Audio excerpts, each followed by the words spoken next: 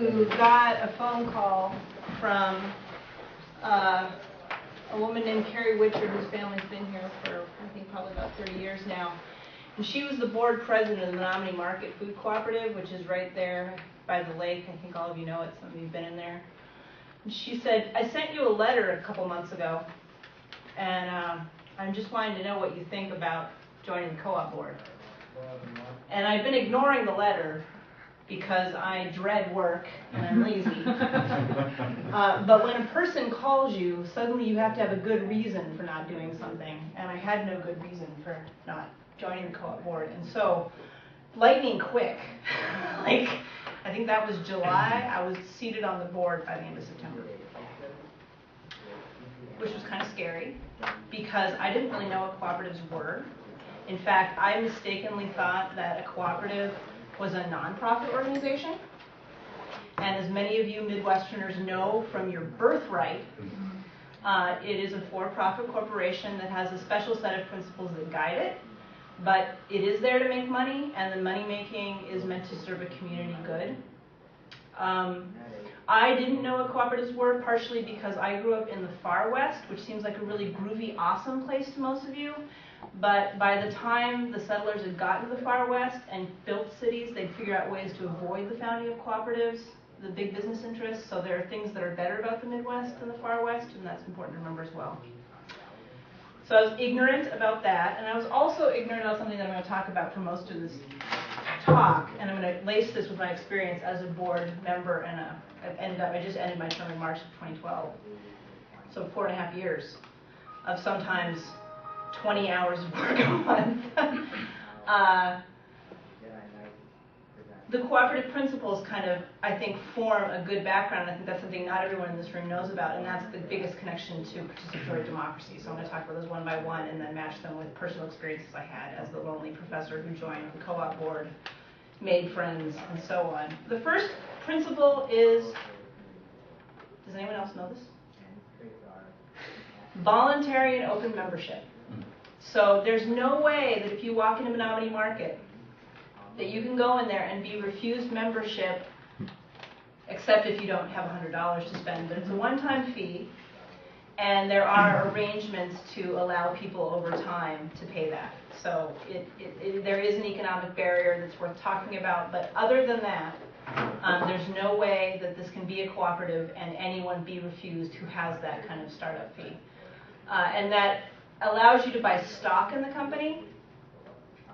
And I don't like finance either, so this was the part of being on a co-op board that really, really scared me for the first year. To be responsible for a commercial retail operation was terrifying, because I thought, well, if this whole business depended on my knowledge of business, then the thing's going to fail right now. But luckily, it's a cooperative endeavor, and so that wasn't a problem. But you get 2 shares of stock. You get a voting share, and you get, it's just A, and you get the other share, which is the B stock, which kind of can grow over time. So they let you in. And I've been spending money in that cooperative pretty much since I moved to Menomonie anyway, not because I have good principles, but because it's a groovy place. So if anyone knows what it's like to walk into the co-op, particularly after you've been there for years, I believe Lopa bought some cheese that she liked quite a bit several years ago. It's good food, it's friendly people. It seems like an open community in other ways. You'll notice that there is a lot of age variation and so forth. And it just felt right. And that's something that I think is class-based, which is interesting to me. But for me, as a middle-class person coming from the Pacific Northwest, it was sometimes like coming up for air in some of my experiences in a strange place. So that was good. The second one is democratic member control. And it means that if you pay up your $100, then you have a vote. And as Steve and I know, because Steve Hansen is on the board presently, the membership can say, yes, we want these members of the board. No, we don't want these members of the board. But the sad reality that we face is that we are lucky if we have 3 people standing for election for 3 open seats. So even though it's a democratic principle, we seem to have trouble soliciting and recruiting people to come onto the board. And that I'm looking at everyone in the room and saying, so if you've got any mind to join a co-op board, I would highly recommend it. There are other things that the members can vote on, such as bylaws, but it is a participatory democracy in that respect as well. The third one is member economic participation, and we've already talked about that. It does yield financial gains for its members. They're quite incremental at the stage we are right now. So like REI, if you're a member of that cooperative, you get a little bit of a dividend every year that the corporation is profitable. I think my best year in Menomonie Market so far, I got a $25 store credit. This year was a little worse. I think it was $10. But I'm going to make back my $100 stake probably by the end of this decade, and that's something worth considering. Number 3 is that the cooperative has to be autonomous and independent. And that what that means is that there can't be a parent corporation that's secretly pulling the puppet strings somewhere along the line. So if we enter into relationships with other corporations, other cooperatives, we'll talk about that a little later on, there has to be the ultimate right for the individual cooperative, however it's constituted, to sort of support its own interests, and that means its members' interests. And so autonomy is an important part of it as well. And I don't know a situation where we really had that cooperative principle sort of tested. It's an interesting question to me, though, when that would come up. It certainly does come up when we talk about buying food. We changed from one distributor to another at a certain point, and so if the distribution system would end up kind of wagging us rather than we wagging it and asking for things, then that would be an issue. So whenever you enter into economic and financial relationships, you run those risks, and that's something that board members have to deal with. 5th is education, training, and information. This is the one, as a college teacher, that I obviously focused on quite a bit, because it was the only thing that I felt like I knew anything about.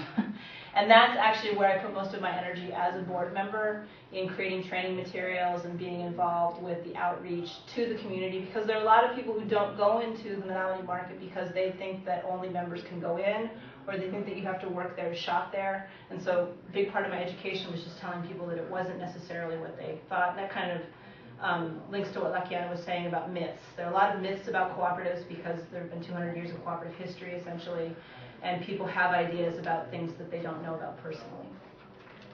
Number 6 is the one my brother likes to make fun of, which is cooperation among cooperatives. He thinks that it's kind of circular, and I agree with him, but I also think that it's a really good idea. So we want to support other cooperatives that have the same ideals we are, because we're embodying, because we think that that's a way of strengthening the movement in general. And we think it's a good movement because it takes into consideration both making money and making people's lives decent, and maintaining the dignity of everyone, from the consumer who buys the stuff in the store to the producer who grows the goods on the farm. The last principle then, as we're getting out of these nested bowls, is the biggest one, which is concern for community. So a lot of our commitment as a group is to reach out to everyone we feel is in need and help them out. That comes in philanthropic donations, education and outreach, some of the classes that we teach, and so forth. We want to figure out a way to kind of link with others so that everyone feels less isolated, because if you'll remember the beginning of this very short story, it was that I was a lonely stranger in a city who had mentioned in passing that I liked the co-op to a board director, who then heard that as the potential for developing other relationships in the community. And while it's not always easy work, and there have definitely been times when I've resented it and felt uncomfortable in the work that I was doing because I didn't have all the knowledge I needed, I also always recognized that it forced me to sort of grow and connect in the community in a way that I never would have otherwise. So I've got these 4 words up here because we tend to look at the competitive model as the most efficient model of sort of activity, and that's, I think, what Chris was saying about the problem with labor unions now, is that they have adopted, the university has adopted this competitive model, the unions to some extent have adopted this rhetoric, and the cooperative sort of offers an alternative to that. It says that there is a competitive element to life, but there's a way to build into the structure of the organization respect for cooperation as well. And we get rid of this duality of friendship and antagonism, which I think is the other problem. We have a very wide variety of relationships in our community. It starts in friendship, but it can't always be friendly. Steve knows that I've been discussing a lot sort of how you square the for-profit and non-profit aspects of a cooperative identity. So if there's still a problem for me, it's that I always wanted us to make less material profit so that we could do more community good. And the question always became, well, if we made more material profit, couldn't we have more power in the community? And wouldn't that be an ultimate good? And I would always have my heart going out to the problems that exist in the community right now. And our particular issue is worker wages. So we have a lot of employees in our store, and they are not insured.